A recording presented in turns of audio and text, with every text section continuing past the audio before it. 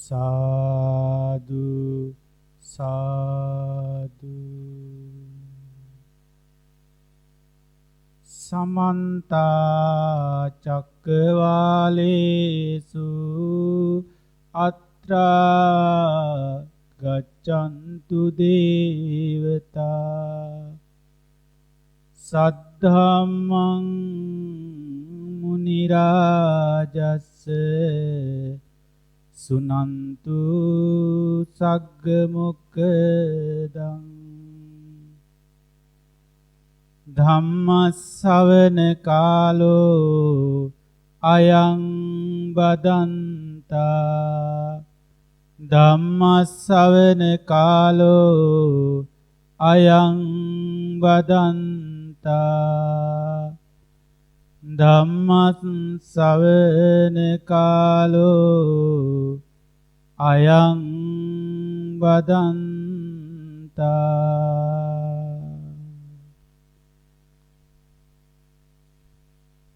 තිලෝවග්ග බුදු පියා දෙසූ බණ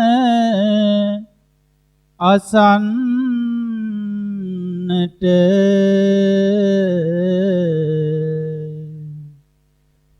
අවසර තියෙනවා දෙවිඳුනි වඩින්නට කාලය එළඹ ඇත බුදු බණ කියන්නට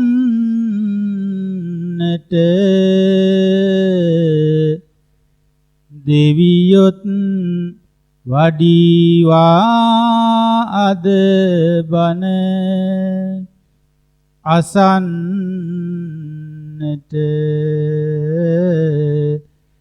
දෙවියොත් වඩීවා අද බණ අසන්නට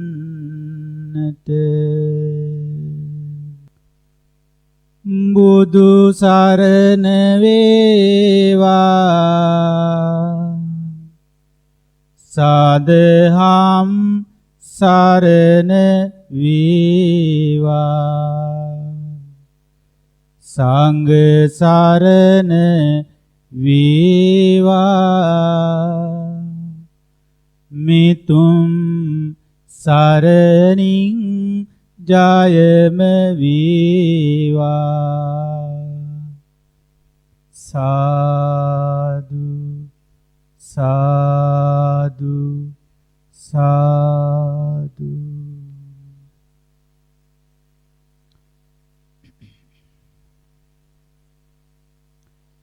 සද්ධාවන්ත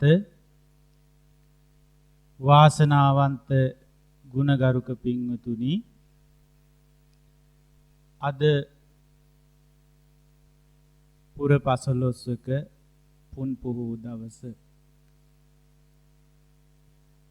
වෙනදාට අපි පොහෝ දවසට පෙහෙවත් සමාදන් වෙලා සුදුවන්ව ගමේ විහාරස්ථාන කරා පැමිණිලා ධර්ම ආයතන කරා පැමිණිලා උදෑසනම ස්වාමීන් වහන්සේලාගේ සිල් සමාදන් කරවීමෙන් අනතුරුව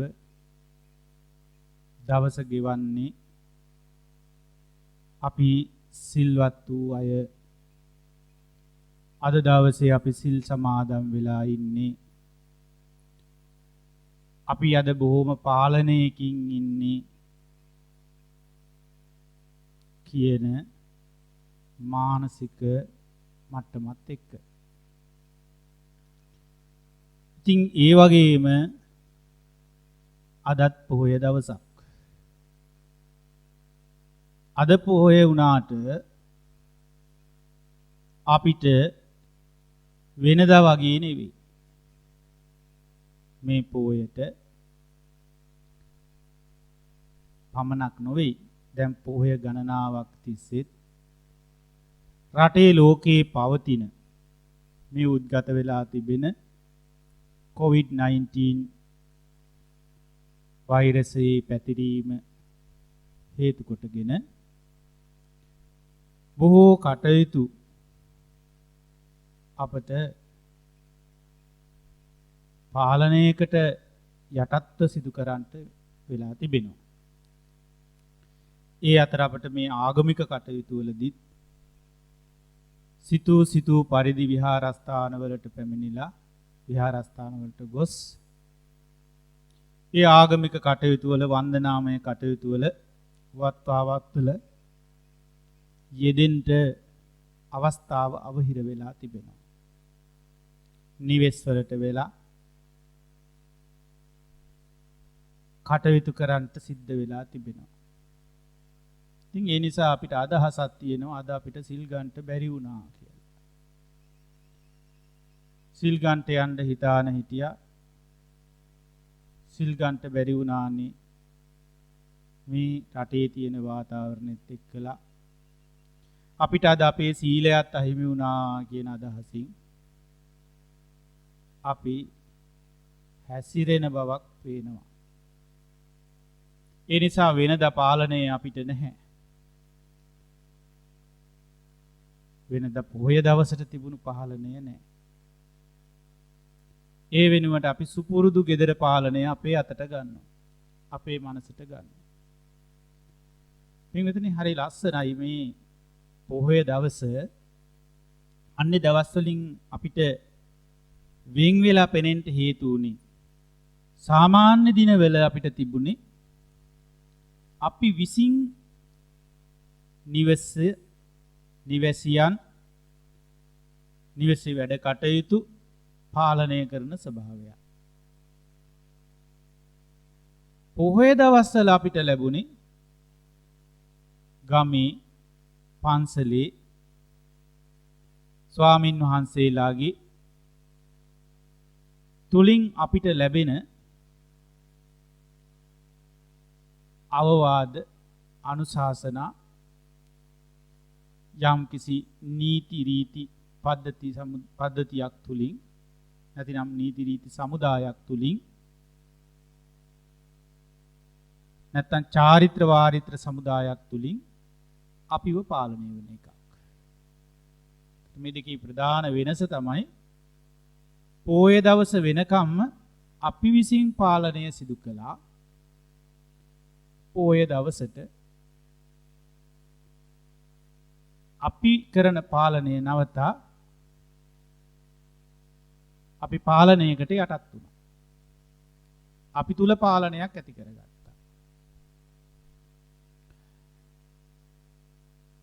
ඉතින් ඒ ස්වභාවයට අද අපිට කටයුතු කරන්නට බැරි වෙලා. අද අපි කටයුතු කරන්නේ අපේ පුරුදු දෛනික නිවෙස් වලට වෙලා ගත කරපු දවස් ටික වගේමයි. අදත් අපි අපේ පාලනයට හැමදේම නතු කරගන්න කල්පනා කරනවා. සාධාරණ හේතුවක් අපි ඉදිරිපත් කරයි. මේ තියෙන වාතාවරණෙත් එක්ක මට සිල් ගන්නට බැරි වුණානේ. පින්වතුනි අපිට සිල් ගන්නට බැරි වුණා කියලා අපි එදිනෙදා දවසේ ජීවිතේ ගත කරන විදිහට අපේ ජීවිතේ අද දවසත් ගෙවා දැමුවොත් ඒ පාඩුව මේ ලෝකයට යන්නේ නැහැ. ඒ පාඩුව අපිටයි සිද්ධ වෙන්නේ. අපේ ජීවිතයටයි සිද්ධ වෙන්නේ. මොකක්ද මේ සිදුවෙන පාඩුව? මේ සම්බුද්ධ ශාසනය කියලා කියන්නේ පින්වතුනි මේ සම්බුද්ධ ශාසනය සම්පත් ආකරයක් අපට හිමි කරලා දෙන උතුම් ශාසනයක්. උත්තරීතර අනුශාසනාවක්. සම්පත් ආකරයක් කියලා මා අදහස් කළේ අපමණයි මෙපමණයි කියලා සීමා කරන්නට නොහැකි. එපමණකටම අප්‍රමාණ වූ සම්පත් ප්‍රමාණයක් අපිට සම්බුද්ධ ශාසනයෙන් හිමි වෙනවා. ඒ සම්පත් අපි හඳුනාගෙනත් නැහැ. ඒ නිසා ඒ සම්පත් උරුම කර ගැනීම පිණිස අපි විසින් උරුමකරුමම් බවට පත් වෙන්න. ඒ සම්පත්වල උරුමකාරයෝ වෙන්න කටයුතු කළ යුතුයි. දැන් අපි දන්නවා අම්මෙකුගේ තාත්තෙකුගේ යම්කිසි ධනයක් තිබෙනවා නම් ඒ අම්මා තාත්තගේ ඒ ධනය කවදා හරි අයිති වෙන්නේ, ඒ ධනය භුක්ති විඳින්න ලැබෙන්නේ ඒ ධනයට සැබෑ උරුමකාර වූ දරුවන්ට. ඒ ධනයට සැබෑ උරුමකාර වූ දරුවන්ට. අම්මගේ තාත්තගේ වියෝවෙන් පසුව මමත් ඒ අම්මගේ තාත්තගේ දරුවෙක් කියලා කවුරු හරි කෙනෙක් ඒ ධනස්කන්ධය දිහා දැකලා ඒ කෙරෙහි ලෝභ ඇති කරගෙන ඒ කෙරෙහි බලවත් වූ කැමැත්තකින් ඒවා උරුම කරගන්න ඕනේ මම කියන අදහසින්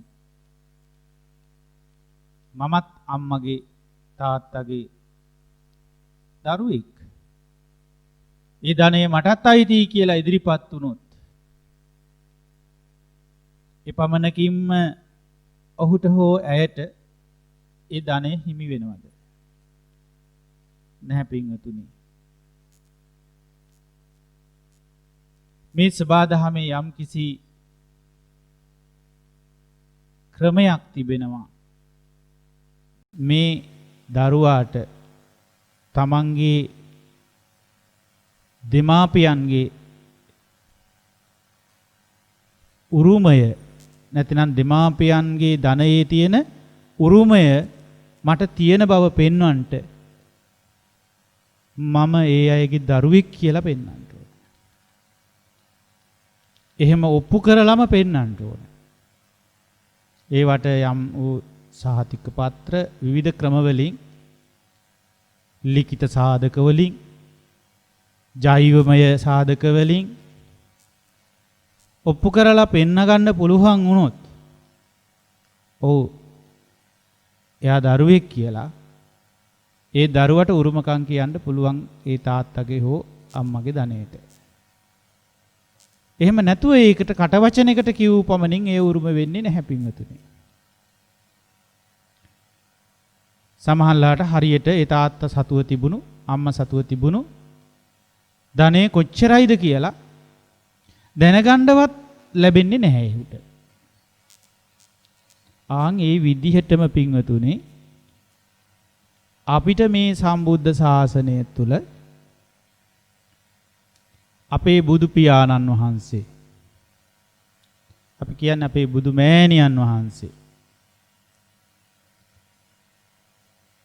තුලින් අපිට උරුම වෙන යම් වූ සම්පත්තිය, යම් වූ දායාදයක් තියෙනවා නම් ඒ උරුම වෙන්න අපි අපේ සම්බුදු පියාගේ ශ්‍රාවක දරුවෙක් කියලා ඔප්පු කරලා පෙන්වන්න ඕනේ. එක්ක ශ්‍රාවක පුතෙක් කියලා අපිට ඔප්පු කරන්න වෙයි. ඔබ පිරිමි කෙනෙක් නම්. ඔබ කාන්තාවක් නම් ඔබට සිද්ධ වෙයි මම ඒ බුදුරජාණන් වහන්සේගේ ශ්‍රාවක දියණියක් කියලා ඔප්පු කරන්න. අන්නේ ඔප්පු කිරීම කරගන්න ඕනේ අපි. එහෙම නොවුනොත් අපි කොච්චර වෙහෙස ගත්තත්, වීරිය කළත්, අපි නොයෙක් උපක්‍රමවල යෙදුනත්, විවිධ විදිහට වචන පාවිච්චි කළත් ඇත්තටම මේ සබා දහමින් මේ සම්බුද්ධ ශාසනයේ ඒ සම්පත් ආකරේ හිමිකරුවෙක් බවට පත් වෙන්න අපිට අවසර ලැබෙන්නේ නැහැ පින්වතුනි. එතකොට මේ සම්බුද්ධ ශාසනයට අපි අයිති කියලා පෙන්වන්න අද කොරෝනා වසංගතේ අපිට පන්සල් යන්න විදිහක් නැහැ. නැත්තම් උවමනාව නැතුව නෙවෙයි කියලා අපි කට වචන වලට කිව්වට අපිත් බුදුරජාණන් වහන්සේගේ ධර්මයට අයිති බෞද්ධ පින්වතුන්. අපිත් උපතින්ම බෞද්ධ. මේ විදිහට අපි ප්‍රකාශන නිකුත් කළා කියලා, කටින් වචන ප්‍රකාශ කළා කියලා, එහෙම හිතාගෙන අපි වැඩ කටයුතු කළා කියලා අපිට මේ ශාසනයේ අපිට හිමි වෙන්න තියෙන දායාදය කෙබඳුද කියලාවත් දැන හැඳින ගන්නවත් ලැබෙන්නේ නැහැ පින්වතුනි. ඒ සඳහා අපි සුදුසු වෙන්නේ. හේතුව අපේ ශ්‍රාවක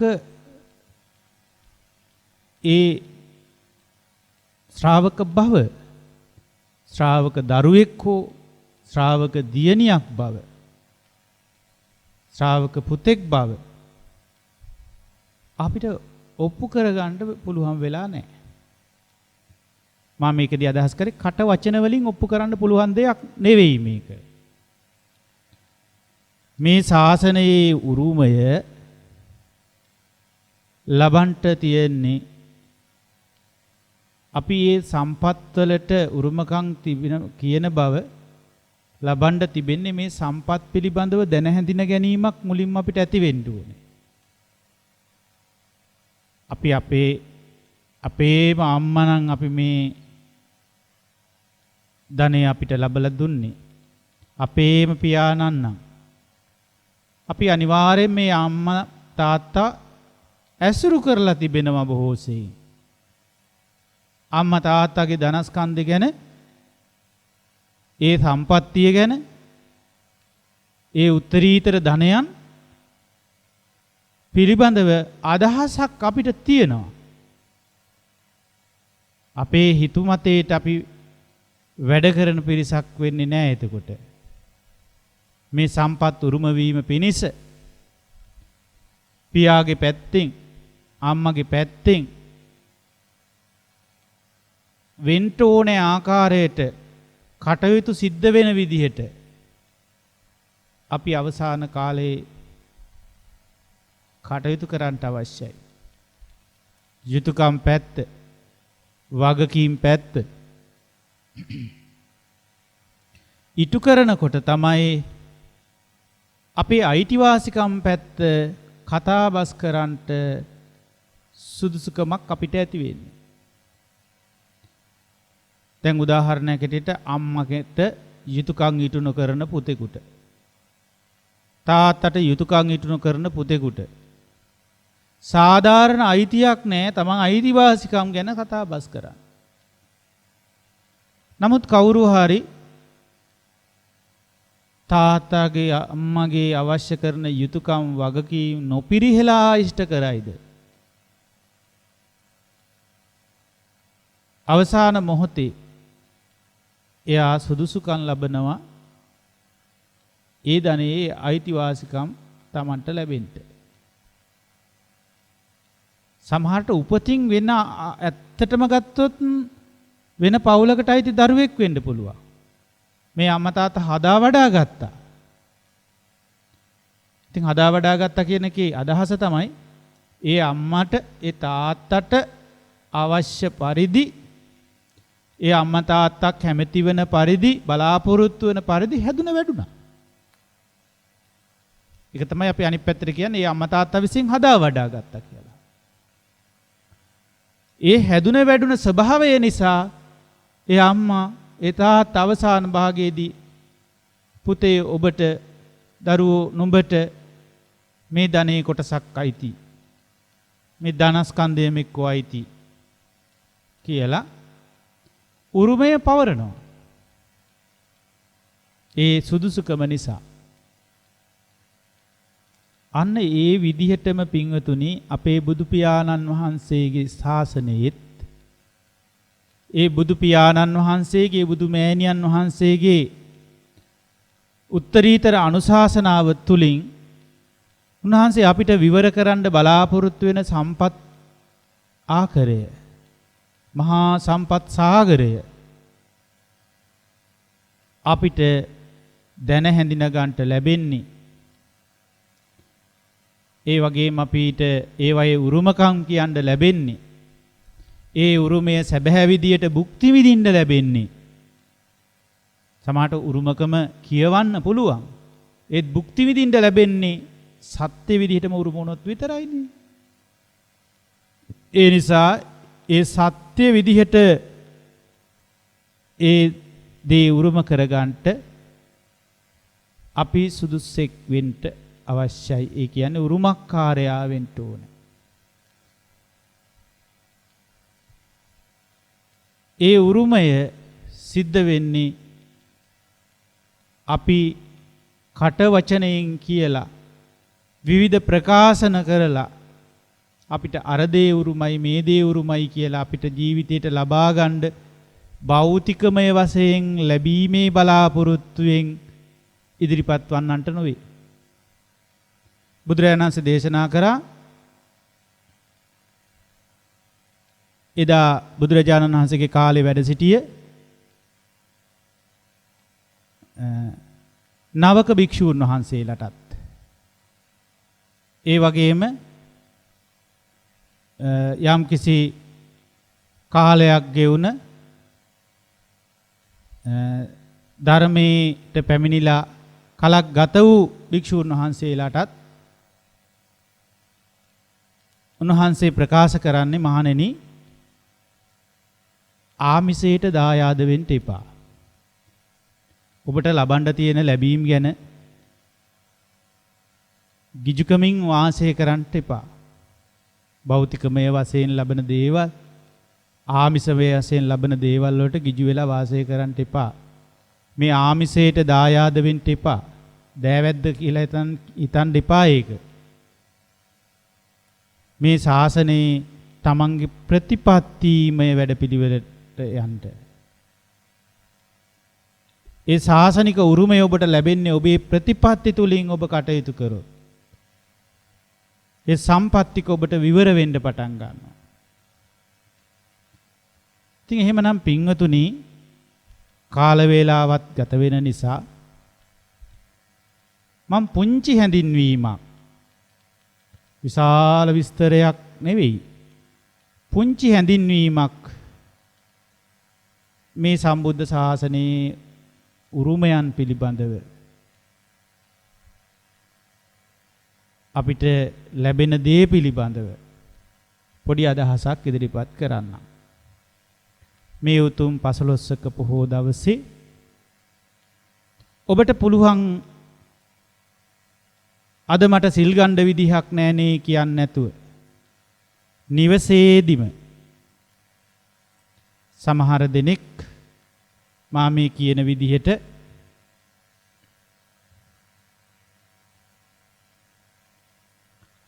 තම නිවසේම උදෑසන කටයුතු අවසන් කර දවල් දාණය සකස් කොට තබා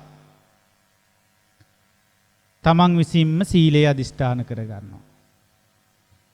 ඒතර සිල් පද වශයෙන් කියවන්න කෙනෙක් නැති වුණාට තමන් ඒ සිල් පද ටික හිතින් හෝ හඬින් කියා හෝ බුද්ධ වන්දනා කරන තැනක හෝ වාඩි වෙලා අදිෂ්ඨාන කරගන්නවා මා අද දවසේ මේ සිල්පද තුල හික්මීමක් ඇති කරගන්නවා. පින්වතුනි මේ බුද්ධ ශාසනය කියලා කියන්නේ හික්මීමක්. බහලා තියෙනවා මේ ශික්ෂාපදවල අපිට ඒ ශික්ෂාපදය කියන වචනේම තියෙනවා. සික්ඛාපදං සමාදියාමි. මේ හික්මීම පිණිස අපිට දීලා තිබෙන මෙන්න මේ පදයට අනුව මගේ හික්මීමට මම අදිෂ්ඨානයක් කරගන්නවා. ඒ තමයි සික්ඛාපදං සමාදියාමි කියන එකේ තේරුම. එතකොට අපිට තේරෙනවා මේ යම්කිසි හික්මීමකටපත් වෙනවා. මුළු බුද්ධ ශාසනයම පින්වතුනි එක්තරා හික්මීමක්. ඒ කියන්නේ සංසාරික ජීවිතය එහෙමනම් අපේ නොහික්මුණු එකක්. අවිචාරමත් එකක්. අසංවර බවින් යුක්ත එකක්. ඒ අසංවර වූ නොහික්මුණු සංසාර ගමන යන මේ අපේ ජීවිත ක්‍රමක්‍රමයෙන් ටිකෙන් ටික නිවනක් අවබෝධ වෙන තැනට හික්මවලා දෙන්නේ එක්තරා වැඩපිළිවෙලකින්. ඒ හික්මෙන වැඩපිළිවෙල තමයි අපිට මේ නිවන් මඟ කියලා මේ උතුම් ශ්‍රී සද්ධර්මය කියලා මුණ ගැහෙන්නේ. එහෙනම් දහම තුල කෙනෙක් යනවා කියන්නේ මේ හික්මීම ක්‍රමයෙන් තමන්ගේ ජීවිතය තුල යොදා ගැනීම. භාවිතයට ගැනීම. එතකොට ඒ හික්මීමට අපි ප්‍රවේශ වෙන්න ඕනේ. ඒ තමයි උතුම් නිර්වාණ සම්පත්තිය දක්වා අපිට හික්මෙන්න යන ගමනේ. මුලින්ම අපිට ලැබෙනවා මේ ජීවිතේ දානයක් තුල හික්මවා ගන්නට. දානයක් තුල හික්මෙනවා කියලා කියන්නේ අපි සමහර වෙලාවට මේක පුරුදු පුහුණු වෙනවා කියන වචනේත් සමහර අය භාවිතා කරනවා. ඔබට මේ හික්මෙනවා කියන වචනේ එකවර අඳුර ගන්න බැරි කමක් තියෙනවා නම් ඒ දානය වගේ දෙයක් පුරුදු පුහුණු කර ගන්නවා ජීවිතේට. ඒක ඊතරම්ම නිවැරදිම වචනයක් කියලා හිතන්න අමාරුයි. නමුත් මුලදීම පැහැදිලි බවක් නැති අයට එහෙම අපි පුරුදු පුහුණු වීමක් හැටියට මේක අඳුනා ගන්නවා. මා පසුව විස්තර කරන්නම් ඇයි එහෙම මා කියන්න හේතුනේ කියලා. එතකොට එහෙම දානය වගේ දෙයක් ජීවිතේට පුරුදු කරගන්නකොට අපි ඒකට කියන දානය තුල අපි හික්මෙනවා. ඒ කියන්නේ නොහික්මුණු බලන්න හොඳට හිතලා බලන්න ජීවිතේ අපි පන්සලට යනවා දාන ටික අරගෙන ස්වාමින් වහන්සේලාට දාන දීලා ඉන්න. එහෙම නැත්නම් මේ පොයේ දවසට වෙනදා අපි කරන දේ තමයි සිල් සමාදන් වූ සිල්ලත්තන්ට දාන ටික බෙදලා එන්න දාන ටික දීලා එන්න අපි පන්සලට යනවා. එතකොට බලන්න අපේ අර නොහික්මුණු බව ඒ කාලය තුල පාලනයක් වෙනවා. පන්සලට ගිහිල්ලා අපි ශබ්දෙට කතා කරන්නේ නැහැ. පොඩි ළමයෙක් වුණත් හයියෙන් කතා කරොත් අපේ අම්මලා හා පුතේ සිල් කට්ටිය ඉන්නවා. උපාසකම්මලා ඉන්නවා. කෑ ගහන්න එපා. සද්ද කරන්න එපා. මේ වගේ අවවාදයන් ලබා දෙනවා. එතකොට ඒ දරුවත් අර නොහික්මුණු බව පාලනය කරලා හික්මීමකට ලක් වෙනවා. එහෙනම් දානය තුල මුලින්ම හික්මීම කරන්න පුළුවන්. පුංචි කාලේ ඉඳලා මේක හරි පහසුවෙන් කරන්න පුළුවන් දෙයක් තමයි දානය තුල හික්මවන එක. හැබැයි සම්බුද්ධ ශාසනයෙම තියෙන්නේ දානය තුල හික්මීමෙන් පිණිස නෙවෙයි. දැන් උදාහරණයක් හැටියට අපේ ජීවිතයේ ඒ පොඩි ළමෙක්ගේ මානසිකත්වයෙන් මම මේ මුලින් අදහස් ඉදිරිපත් කළේ. බලන්න වැඩිහිටි කෙනෙක් හැටියට ඔබට පවා ඔබේ සිත සාමාන්‍ය ජීවිතයේ ජීවත් වෙනකොට පාලනයකින් තොරව තරහ යන ගති දුක හිතෙන දේවල් නොඑක් පීඩාවන් නැති වෙන ස්වභාව කම්මැලි ගතිය අලස භාවය තුල පුදුමාකාර නොහික්මුණු පාලනයකට නතු කරගන්න බැරි ස්වභාවයකටපත් වෙනවා. ඒ වුණාට අපි හිතමු අපි විශේෂ දානයක් සූදානම් කරනවා. ඒකට තව දින කීපයක් තියෙනවා වෙන්න පුළුවන්. දැන් ඔබ දානෙට කලමනා ටික එකතු කරනවා. දානෙට වැඩ කටයුතු සූදානම් කරගන්න. ඒ වෙලාවේ ගෙදර අය සමහරට ඔබ කේන්ති ගැස්සෙන වැඩ කටයුතු ඒ අය තුලින් සිද්ධ වෙනවා. ඒ වුණාට ඔබ සැරපරුස වෙන්නේ නැහැ. මම මේ දානෙකට සූදානම් වෙනවා. මගේ හිත මම පාලනය කරගන්න ඕනේ. අකුසල් සිතුවිලි ඇති කරගෙන මේ දානෙ කරලා වැඩක් නැහැ. ඒ නිසා මම මේ දවස්වල තරහ ගන්නෑ. බලන්න ඔබ තුල අර වෙනදනම් වෙලාවට නොහික්මුණු ස්වභාවය මතුවෙනවා. ඒ වුණාට අපි මේ දාණයට සූදානම් වෙනවා. දානයක් දෙන දවසේ එක්ක අපි මේ එදාට අපි කේන්ති ගන්නෙ නැහැ. අපි ගොඩාක් දේවල් වලට ආස කර කර ඉන්නේ නැහැ. ආස හිතෙන දේවල් අතහැරලා මේ දානි කරන ගන්නවා. එතකොට අපිට පේනවා දානය කියන්නේ මිනිසුන්ගේ ජීවිත ක්‍රමානුකූලව මූලික පියවරේදී හික්මවන වැඩපිළිවෙල. ඉතින් බුදුරජාණන් වහන්සේ තරම් මේ ක්‍රමවේදය සුඛී අවබෝධඥාණයෙන් දුටුව කෙනෙක් නෑ තව. අපිට මේක සුඛී අවබෝධඥාණයෙන් දියුණු කරගන්නට අවස්ථාව ලැබිලා නැහැ. හැබැයි අපිට පුළුවන් වෙන්න ඕනේ බුදුරජාණන් වහන්සේ විශාල අවබෝධයකින් අති මහත් වූ අවබෝධයකින්මයි මේ කාරණාව දේශනා කොට වදාළේ කියලා මේ දානමාන පින්කම් තුල අපේ ජීවිතේ හික්මවා ගන්නට කටයුතු කරනවා. ඒකට ඒකේ හික්මෙන ප්‍රමාණයක් තියෙනවා. ඉතින් මා දානය තුල හික්ම වෙන විස්තරය ගොඩාක් කරන්න බලාපොරොත්තු වෙන්නේ නැහැ. ධර්ම දේශනා නොයෙකුත් ආකාරවලින් ශ්‍රවණය කරලා අහුම්කන් දීලා දානය කියන වචනේ ඔබට ගොඩක් හුරු පුරුදු දෙයක්. මා පසුවට දේශනාවලදී දානය ගැඹුරු මට්ටමකින් කතා කරන්න බලාපොරොත්තු වෙනවා. අපි ඉදිරියට යනකොට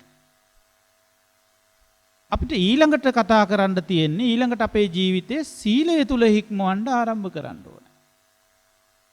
දැන් බලන්න දානය තුල හික්මවාගත්තු කෙනාට තමයි ඊටා පහසුවෙන් මේ සීලය හික්මවන්න අමාරුකමකින් තොරව හිත සූදානම් වෙන්නේ. දැන් දානයක් දෙනවා සිල්වත් අයට දාන බෙදන්න ඔබ යනවා. විහාරස්ථානයට යනවා. විහාරස්ථානයේ හැසිරෙන හැටි එකෙන් සිල් දවසට හැසිරෙන හැටි ඉගෙන ගන්නවා. සංවර වෙන හැටි ඉගෙන ගන්නවා. එතකොට ඒගොල්ලන්ට එදාට සැනසීමේ සතුටින් ඉන්නවා අපිට පේන්න ගත්තාම අපිට හිතෙනවා මේ සීලය හරි වටිනවා. මාත් සිල්වත් වෙන්න ඕනේ කියන අදහස ඔබට ඉක්මනින් එන අවස්ථාව වැඩි ඔබ දානමාන පින්කම් වලට සම්බන්ධ වෙන්න ගියා. එහෙමනම් දානය ක්‍රමානුකූලව අපිව සීලයට ගෙනින්න ඕනේ. එතකොට අපිට ඒකේ මේ විදිහට හඳුනා ගන්න ඕනේ. දානය නිවැරදිව සිද්ධ වෙනවා නම් දැන් සමහර අය එනවා දාන දෙන්න එන්නේ සිල්වත් අය කෙරෙහි ගෞරවයෙන් සද්ධාවෙන් නෙවෙයි. ලෝකෙට පේන්න දාන දෙන්න එනවා. ඒ නිසා ඒ ලෝකෙට පේන්න දාන දෙන්න එන අයට මේ අදහස ඇති වෙනවා අඩුයි. පෙනී සිටින්න යම්කිසි තමන්ගේ තාත්වයට ගෞරවයට අවස්ථාවක් හදාගන්න විවිධ අරමුණු වලින් එහෙම දාන දෙන්න එන අය ඒ දාණය සම්පූර්ණ කරනව මදි. ඒ නිසා ඔහුට සිල් ගැනීමේ අදහස් සිතුවිලි එන්නේ නැහැ.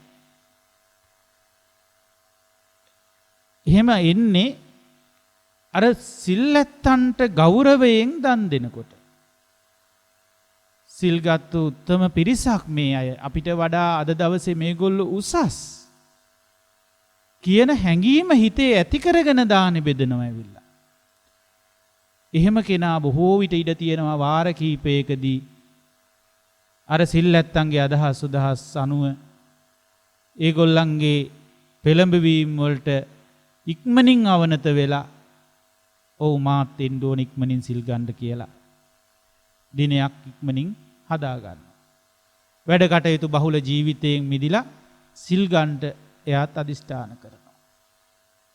මා මේ වැඩපිළිවෙල කියන්නේ පින්වතුනි අපේ ජීවිතයේ ලෞකිකමේ වශයෙන් ඇත්තටම මේ ක්‍රමයට තමයි අපි යන්නේ. ඒ විදිහටම ලෝකෝත්තර ජීවිතයේත් දානයත් සීලයත් එක්ක විශාල බැඳීමක් සබැඳියාවක් තිබෙනවා. මා හිමින් ඒ ගැන විස්තර කරන්නම් කීවානේ. බලාපොරොත්තු වෙනවා එහෙම පැහැදිලි කිරීම වලට යන්න ඉදිරියේදී. ඒ සඳහා මේ සිද්ධාන්තය අඳුර ගන්න අපිට පුළුවන් මේ උදාහරණ තුලින්. දානය තුල නිවැරදි ආකල්පමය වැඩපිළිවෙලක් ඔස්සේ හික්මුණොත් පමණක් ඒ හික්මීම බලන්න දානයක් දෙන්න ඇවිල්ලා ඇතිවිච්ච හික්මීම අපිව සිල්වත් කරවන්න ආරම්භ කෙරෙව්වා. ඒ නිසා අපි මෙහෙම හඳුනා ගන්නවා දාණයට තියෙන්න ඕනේ ආනිසංශයක් මෙහෙම හඳුනා ගන්නවා. මං හිතන්නේ ඔබ මේ විදිහට හිතලා නැතුව ඇති. ඒ තමයි දාණය තියෙන්න ඕනේ අපේ දානේ ආනිසංශ අතර කතා කරද්දී හුඟක් වෙලාවට අපි දාන ආනිසංශ විවිධ මට්ටමින් අහලා තියෙනවා. අද මම ඔබට කියලා දෙනවා මෙන්න මේ දානයකට තියෙන මෙන්න මේ ආනිසංශය දිහා බලන්න ඔබ. ඒ තමයි සීලයට ඔබව යොමු කරවන ශක්තිය එහි දානයේ තියෙනවා. සීලයට ඔබට අතවනන ස්වභාවය. දැන් සිල්වත් විය යුතු කාලේ පැමිණිලා සිල්වත් වීම හොඳයි. සිල්වත් වෙන්න ඔබේ හිත කිසිම ගැටීමක් නැහැ.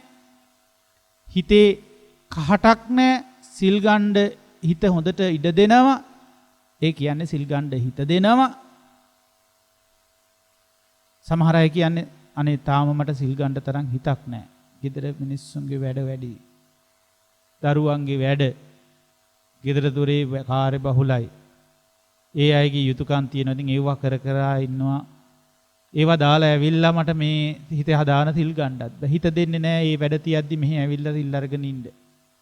අන්න මං කිව්වේ හිත දෙන්නේ නැහැ. හිත දෙන්නේ නැහැ කියන්නේ හිත ඉඩ දෙන්නේ නැහැ මේ වැඩේ කරගන්න සිල්වත් වෙන්න. ඉතින් හිත ඉඩ දෙන මට්ටම තමයි අර දානේ හොඳට සිල් ගුණය ගැන හිතා මේ සිල් ඇත්තන්ගේ ගුණදහම් ගැන සිල් ඇත්තෝ හරි ගුණවත් හරි සිල්වත් හරි නිදහස් දවසකින් එදා ඉන්නේ. ඉතින් ඒ වගේ නිදහස් බවක් ඇති කරගන්නා ඒ සීලේ ගුණය දිහා බලලා තමයි අර දාන දෙන කෙනා දාන දෙන්න ඕනේ. එතකොට යා මූලික සීලය හිතේ ඇතුලෙන් ආරම්භ කරනවා. එතකොට එයාගේ හිත සීලයට নমස්කාර කරන ස්වභාවයක් ඇති වෙනවා හිත. ඒ කියන්නේ සීලේ පැත්තට ගෞරවයෙන් නැමෙනවා.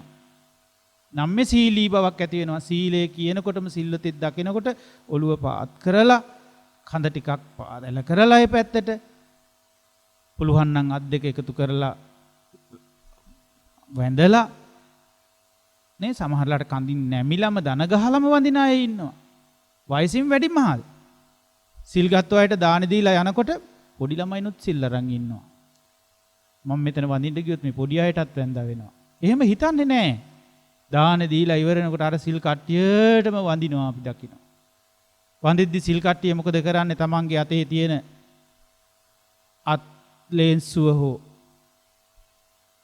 ඉදිරියට දික් කරලා ඒකෙන් පවන් සලමින් ගාතාව කියලා හෝ එහෙම නැත්නම් තමන්ට හිතෙන තේරෙන ආශිර්වාදයක් තමන්ගේ වාක්‍ය වලින් කියනවා.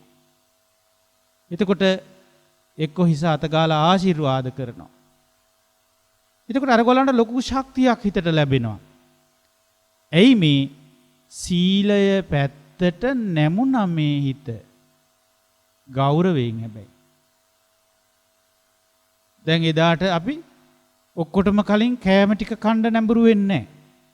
සිල් ඇත්තන්ට පූජා කරන පැත්තට නැඹුරු වෙනවා. ඒ උපස්ථාන ටික ඉස්සරලා කරන්න. දැන් අපි වෙන තැනක මොකක් හරි දෙයකට ගියාම අනිත් අයට බෙදා අනිත් අයට උපස්ථාන කර කර ඉන්න නෙවෙයි බලන්නේ. පළවෙනියෙන්ම තමන් බෙදාගෙන ඒක ගන්න බලනවා. ඒ ස්වභාවය මෙතන වෙනස් වෙනවා. පරිත්‍යාගයක් බවට පත් වෙනවා. ඒ කාලයක් අපි ඒ සිල්ලත්තන්ට ප්‍රමුඛ තැන දීලා ඒ අය වෙනුවෙන් අපෝපස්ථාන කරන්න පෙළඹීමක් තියෙනවා. ඒ සිල්ලත්තන්ට ගෞරවයෙන් එහෙම කරන කෙනාට තමා පින්වතුනි සීලය තුලට එන්න හිත නැමෙන්නේ. එහෙනම් මේ දානේ තියෙන්න ඕනේ සීලයට අතවනන බව කිව්වොත් සීලයට මග හදන බව සීලයට ආසන්නතම කාරණය මේ දානේ තුලින් හැදිලා නම් ඒකට අපිට මෙහෙම කියන්න පුළුවන් සීල සංවත්තනික. එහෙනම් දානේ කියන එකේ තියෙන්න ඕනේ සීල සංවත්තනික ස්වභාවය. ආන්ගේ සීල සංවත්තනික බව ඔබ මේ වෙනකන් අහලා තියෙන දානානිසංස අතරට අද දවසේ ඔබ එකතු කරගන්න. ඒ නිසා සිල්වත් අයට පැන් කෝප්පයක් හරි ගෙනත් දෙනවා නම් මේ සීලයට ගරු කරලා ගෙනත් දෙන්න. ඒ අයගෙන් කීර්තිය ලබන්න, ප්‍රශංසාව ලබන්න දැන් චූටි පුතාලා ඉන්නවා, දරුවෝ ඉන්නවා, අම්මලා තාත්තලා සිල් අරගෙන අද ගෙදර ඉන්න පුළුවන්. ඒ අයගේ දාන ටික ගන්න වෙලාවේ ඔබට පැන් කෝප්පයක් ගෙනත් දෙන්න පුළුවන්. ඒ වගේම අද ඒ අයට ගිලම්පස හදන්න නොදී ඔබට පුළුවන් සමහරට හවසට ගිලම්පසක් හදලා ඒ අයට පිළිගන්නවන්න. හැබැයි හොඳ පුතා කියලාවත් අහන්න නෙවෙයි. අනේ මගේ අම්මා, අනේ මගේ තාත්තා අද සීලයක පිහිටලා, මම මගේ කිරියම්මා සීලයක පිහිටලා, ඒ නිසා මම මේ උපස්ථාන කරගන්නේ ඊටාම ගෞරවයෙන්, මට පින් සිද්ධ වෙනවා, මගේ හිතට සහනයක් ඒක කියන සීල ගෞරවයෙන් ඔබ කරන්නේ. ඔබේ හිතත් සිසිල් වෙන්න ඒක උදව්වක්, උපකාරයක් වෙයි. ඒ තමයි සීලයට නමස්කාර වෙනවා. එතකොට පළවෙනි නමස්කාරයක් අපි කියනවා නම් මේ ලෝකේ ආන්ගේ නමස්කාරය මේ සීලය උදෙසා සිදුවෙන නමස්කාරයක්. අපි දන්නවා නමස්කාරයේ 3 වතාවක් කියනවා. එතකොට මේ 3 වතාවෙන් පළවෙනි වතාව කියන නමස්කාරය තියෙන්නේ අපගේ භාග්‍යවත් වූ අරහත් වූ සම්මා සම්බුදුරජාණන් වහන්සේගේ උතුම් වූ සීලස්කන්ධය, උන්වහන්සේගේ අදි සීලස්කන්ධය උදෙසා සිදුවෙන නමස්කාරය. ඊළඟට අපි මේ කාරණාවට විශේෂයෙන් සීලයේ ගුණ, සිල්වතුන්ගේ ගුණ අඳුනා ගන්න පුළුවන්කම තියෙන්න ඕනේ මේ සඳහා. විශේෂයෙන් සීලයට තියෙන ආනිසංස ටික අපිට අඳුර ගන්න පුළුවන් වෙන්න ඕනේ. මොනවද සීලේ ආනිසංස? පින්වතුනි, ඔබ නොදන්නා දෙයක් මේක සමහර විට. සිල් සමාදන් වූ අයත් හුඟක් වෙලාවට මේක අඳුරගෙන නැත්තම්, සමහරලාට සිල් සමාදන් වෙලා හිටියට දාන දෙන කෙනාගේ හදවතේ ඇති වෙන සීල ගෞරවය සමහර සිල් ගත්තු ඇත්තන් තුල නැහැ. එහෙම තියෙනවා කියලා හිතන්න අමාරුයි. මොකද මේ අද පෝය වුණාට ඉතින් මේ තියෙන වාතාවරණෙත් එක්ක සිල් ගන්න නැහැනේ ඉතින්. කියලා අද gedara වැඩ ටිකට පැටලිලා, අද gedara කට්ටියට සැර කර gedara පාලනයේ හිතට අරගෙන gedara කටයුතු ටික කරන්නේ නැහැනේ. සීලයට ගෞරවය ඔබේ හිතේ තියෙනවා නම්, සීලේ පැත්තට තියෙන නැමියාව තියෙනවා නම්, අද පෝය දවස මං වෙන් කරගත්තු දවස මට පන්සලට යන්න බැරි වෙච්ච එක වෙනම කතාවක්. පන්සලට යන එකට නෙමෙයිනේ සිල් ගන්නවා කියන්නේ. සිල්වත් වෙනවා කියන්නේ පන්සල් යන එකටම නෙමෙයි. එහෙනම් ඉතින් පන්සල් යන කට්ටිය කව කොච්චර ඉන්නවද? ඔය පොඩි ළමයි එනවා. ඔය කොහොම එහෙනම් ඉතින් පන්සල් ඇවිල්ලා පන්සලේ ටිකක් ඉඳලා ගියා කියන්නේ සීලේ නම්. සිල්වත් වෙච්ච අයට දන් දෙන්න එන අයටත් කියන්න වෙනවනේ සීලේ කියලා යාලා. එහෙම නැහැනේ පින්වතුනි. මේවා හොඳට හිතන්න, සිහි බුද්ධියෙන් හිතන්න.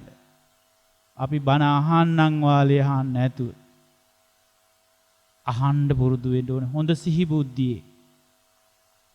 එතකොට අපිට හොඳට හිතලා බලන්න පුළුවන්කමක් ඇති වෙන්න ඕනේ මේ සීලය කියන්නේ එහෙනම් ඊට වඩා වෙනස් එකක්. පන්සලට යන එකටම නෙවෙයි. ඉතින් අද අපිට පන්සල් යන්න බැරි වූ බව ඇත්තයි. හැබැයි සිල්වත් වෙන්න බැරි වුණා කියන එක සබාදහම පැත්තෙන් ආපු වරදක් නෙවෙයිනේ. සබාදහමේ සිද්ධියක් නිසා අපිට පන්සල් යන්න බැරි වුණා. හැබැයි සිල්වත් වෙන්න බැරි වුණේ ඔබේ අඩුවක් නිසා, මගේ අඩුවක් නිසා කියලා හිතන්න උත්සාහ විය යුතුයි. මට තිබුණා gedara ඉඳගෙන සිල් අදිෂ්ඨාන කරගන්න. gedara ඉඳගෙන සීලේ පිහිටලා අද වැඩට යන්න නැහැ, රැකී රක්ෂාව නැහැ. සමහරට වෙනද පොයවල් වලට රැකී රක්ෂාවලට යන්න විච්ච නිසා සිල් ගන්න බෑ. ඉතින් මේ ඔක්කොම පාලනය කරගෙන අද නිවසේ ඉන්නකොට අපිට පුළුවන් නේද කාටවත් කියලා උතුරු සලු පරවගෙන ප්‍රදර්ශන සීලයකට නොගිහින් ඇත්තටම අධ්‍යාත්මය තුල හිතේ අවංක බවින් හදවතේ ගොඩනැගිච්ච සීල ගෞරවය නිසා අද මං සිල්වත් වුණා කියන තැනින් මේ සීලය ආරම්භ කරන්න පුළුවන්. අනේ හාමුදුරුවනේ ওই බණ ටික උදෙන්ම ඇහුවා නම්, ඊයේ අහලා තිබුණා නම් උදේ ඉඳලා සිල් ගන්න තිබ්බා. දැන් මේ දවල් වෙලා මේ බණ ටික අහන්නේ. අපරාධේ නැත්තම් මට අද දවසේ සිල් ගන්න තිබුණානේ මෙහෙම කියන විදියට හිතලා. එහෙම හිතන්නත් එපා. දැන් ආරම්භ කරන්න මේ මොහොතේ ඔබ මේ ධර්ම ශ්‍රවණය තුලින් මේ ධර්මයේ ශ්‍රවණය වූ මේ මොහොතේ සිට ඔබ සිල් ටික අදිෂ්ඨාන කරගන්න හිතේ. අද දවස පුරාවට උතුම් වූ රහතන් වහන්සේලා අනුගමනය කොට වදාළ ඒ සීලය අනුගමනය කරමින් උන්වහන්සේලා අනුගමනය කරමින් ඒ සීලය අදිෂ්ඨාන කරගෙන මට රකින්න තියෙන මේ සිල්පද ටික මං අද දවසේ ආරක්ෂා කරගන්නවා කියන තැනින් සිල්වත් වෙන්න. එහෙම නැත්නම් ඔබට එහෙමත් කරගන්න බැහැ නම් ඔබට පුළුවන් අද ඔබේ නිවසේ පවුලේ වැඩිහිටි අත්තම්මා, කිරියම්මා, ආච්චි අම්මා එහෙම නැත්නම් ඔබේ අම්මා තාත්තා වැඩිහිටියෙක් ඥාතියෙක් සිල් අරගෙන ඉන්නවා කියලා. සීල ගෞරවයෙන් ඒ අයට යම් උපස්ථානයක් කරන්න. ඒ කට්ටියට ඒ බණක් භාවනාවක් කරගන්න ගැඹුරු මට්ටමකට යන්න හිත නිදහස් වෙන්න. ඔබ ගෙදර දොරේ තියෙන ඒ අයට පැවරෙන වැඩ කොටස කරලා ඉවර කරලා තියන්න. හැන්දෑ වෙනකොට සිල් මුද වෙනකොට ආයි වැඩ ගොඩාක් ඉතිරි කරලා තියන්න නැතුව ඒ වැඩ කොටස ඔබ කරන්න සීල ගෞරවයෙන්. එය පවා ඔබ කරන සීලයට ගෞරවයක්. දවසක ඔබට සිල් සමාදන් වෙලා හොඳ සීලයක් ආරක්ෂා කරගන්නට ඊටාම හොඳ උපකාරයක් ඔබට ඒ තුලින් ශක්තිමත් බවකින් ලැබේවි. ඉතින් මං බලාපොරොත්තු මාතෘකාව පරිදි සීලය ගැන ගොඩාක් කරුණු කියලා දෙන්න ආරම්භ කරන්න බැරි වුණා. ඉතින් සීලයේ ආනිසංස දන්නේ නැති නිසා තමයි පින්වතුනි මෙහෙම තත්වයක් අපිට තියෙන්නේ. ඒ නිසා මේ සීලේ ප්‍රධාන ලක්ෂණය තමයි අපි අද දැනගනිමු. සිල්වත් වූ කෙනාට බුදුරජාණන් වහන්සේ දේශනා කරනවා විපිලිසර බව නැති වෙනවා. ඒ කියන්නේ මේ හිතේ තියෙනවා හිත හරි විසිරුණු ස්වභාවයක්, පසුතැවෙන ස්වභාවයක් අපේ හිත තුල තියෙනවා. හැම මොහොතේම මේක හිතත් එක්ක බැඳිච්ච බවක් තියෙනවා. හිත හරිම නොසන්සුන් නේද පින්වතුනි? මොන වැඩේ කරන්න ගියත් සංසුන් බව පිහිටවා ගන්න බෑ. ඒක හිත ඇතුලේ පිහිටලා තියෙන්නේම නොසන්සුන් විපිලිසර භාවය කියලා කියනවා ඒකට. ඉතින් දවසක් බුදුරජාණන් වහන්සේ ගාවට ආනන්ද ස්වාමින් වහන්සේ පැමිණිලා එක්තරා ප්‍රශ්නාවලියක් අහගෙන යනවා. මේ නිවන් මඟ පිළිබඳව. ඒ නිවන් මගේ තියෙන එක එක පියවරවල් එක්ක වෙන වෙනම ප්‍රශ්න අහනවා. ස්වාමීනි කුමන අර්ථයක් පිණිසද කියලා ප්‍රශ්න ටිකක් අහනවා. ඒ අහන අතර පළවෙනි ප්‍රශ්නයට අහන්නේ ස්වාමීනි මේ කුසල සීලය පවතින්නේ කුමන අර්ථයක් පිණිසද කියලා. මේ ශාසනයේ කුසල ධර්ම වර්ධනය කරන්න ආරම්භ කරන මේ කුසල සීලය පවතින්නේ කුමන අර්ථයක් සලසා දීම පිණිසද? ඒ වෙලාවේ මේ ප්‍රශ්නේ අහනවා කිමත්‍යානි භන්තේ කුසල සීලානි කිමානි සංසානි කුමන අර්ථයක් පිණිසද මේ කුසල සීලය උපකාර වෙන්නේ? කුමන ආනිසංසයක් පිණිසද මේ කුසල සීලය උපකාරී වෙන්නේ? බලන්න ඕන අද දවසේ ඔබ සිල්වත් වුණා නම් මේ සිල්වත් බව කුමන අර්ථයක් සඳහාද? ජීවිතේ කුමන අර්ථයක් ඇති කර ගැනීම සඳහාද? ඒ වගේම ජීවිතේ කුමන ආනිසංසයක් උරුම කරගන්නද මේ කුසල සීලය අපිට උපකාර වෙන්නේ කියලා එදා ආනන්ද ස්වාමින් වහන්සේ කිමත්තිය සූත්‍රයේදී බුදුරජාණන් වහන්සේගේ අහපු ප්‍රශ්නෙට ලැබුණු උත්තරේ අද අපිට බොහෝ සෙයින් වැදගත් වෙනවා. ඒ වෙලාවේ බුදුරජාණන් වහන්සේ පිළිතුරු දෙනවා පින්නත් ආනන්ද අවිප්පටිසාරත්තානිකෝ ආනන්ද කුසල සීලානි. පින්නත් ආනන්ද මේ විපිලිසර බවින් තොරවීම විපලිසිත බවින් මිදීම කියන අර්ථයටයි මේ කුසල සීලය අපිට අවශ්‍ය වෙන්නේ. විපලිසිත බවින් නිදහස් වෙලා එයින් තොර වෙලා ඒ විපිලිසර බවක් නැතුව ජීවිතේ ගෙවා ගන්නවා කියන ආනිසංසය ලබන්ටයි මේ කුසල සීලය වැදගත් වෙන්නේ. ඉතින් බලන්න අපිට ජීවිතේ ගොඩාක් කටයුතු වල තියෙන මේ නොසන්සුන්කම. එහෙට මෙහෙට හිත හැමතිස්සෙම විසිරි පවතින අවිධිමත් ස්වභාවය, අවිචාරමත් ස්වභාවය. අපි කියන්නේ නොහික්මුණු බව මේකේ එතකොට තිබිලා තියෙනවනේ. සීලයක් නැති ජීවිතය තුල නොහික්මුණු බව තියෙනවා. එතකොට ඒක හික්මීමක් කරා රැගෙන එන්න සීලය මඟ පෙන්නනවා. සීලය පාර පෙන්නනවා. එහෙනම් සීලය තුල ඊළඟට මේ ජීවිතේ හික්මවනවා අපි. මේ විදිහට හික්මවීම තමයි සික්කති කියලා කියන්නේ. ඒ හික්මීම පිණිස මෙන්න මේ පද ටික සමාදන් වෙනවා කියන එක තමයි සික්ඛාපදං සමාදියාමි කියලා අපි කරන්නේ. එතකොට එහෙමනම් ඊළඟ ශික්ෂණය තව ඉදිරියට අපි ගියහම හම්බෙනවා සීලය තුල හික්මිලා යන ජීවිතේ තව ප්‍රඥාව තුලින් තව ඊට වඩා ගැඹුරු මට්ටමකින් හික්මවනවා. ප්‍රඥාව හොඳට වැඩෙනකොට ඒ ප්‍රඥාව විමුක්තිය පිණිස හික්මවනවා. විමුක්තිය පිණිස ප්‍රඥාවෙන් ජීවිතේ හික්මවන්නේ. එතකොට දානය අපිට උපකාර වෙනවා සීලයට මඟ පෙන්වීමක් ඇටියට සීල සංවත්තනික ස්වභාවයක් තියෙනවා. සීලය තියෙන්නේ එහෙනම් මොන සංවත්තනික ස්වභාවයද? සීලේ ආනිසංස ගොඩාක් තියෙනවා. ඒ අතර සීලේ අපි බලාපොරොත්තු උත්තරීතර ආනිසංසය වෙන්නේ සමාධි සංවත්තනික ස්වභාවය. ඉතින් මේවා විස්තර කරන්න අපි ඉදිරියට අපි ධර්ම දේශනා යොදාගමු. මා ප්‍රකාශනයක් හැටියට පමණයි මේ ටික කියන්නේ. සමාධිය පින්වතුනි නොමග යන සමාධි ගොඩාක් අය වඩනවා. අද සමාධි නිවැරදි කර ගැනීම තියෙන්නේ මෙන්න මේ කවර ආනිසංශයක් පිණිසද සමාධිය වඩන්නේ කියන තැන තේරුම් ගත යුතුයි. ඒ තමයි ප්‍රඥා සංවත්තනික ස්වභාවය. ජීවිතයේ තියෙන යථා ස්වභාවය ඇත්ත ඇති හැටියෙම යථාර්ථයෙන්ම අවබෝධ කරගන්නීමේ අර්ථය පිණිස යථාභූත ඥාන දස්සනත්තාය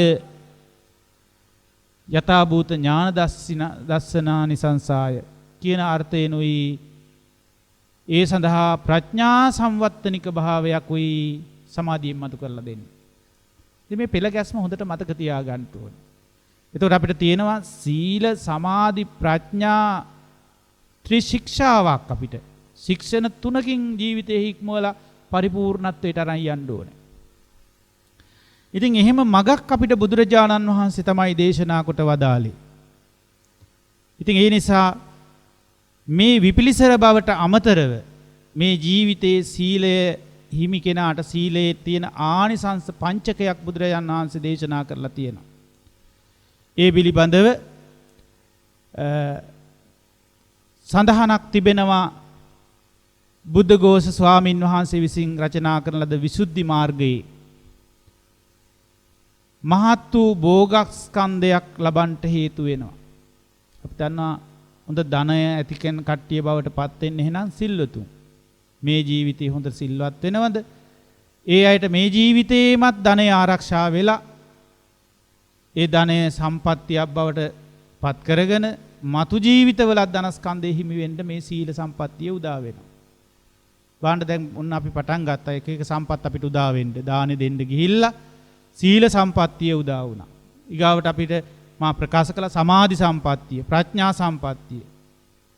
ඊට පස්සේ නිර්වාණ සම්පත්තිය දක්වා යන්න පෙළගැස්මක් මේ සම්පත් ආකාරයක් විවෘත වෙන්නේ මේ වැඩපිළිවෙල තුලින්.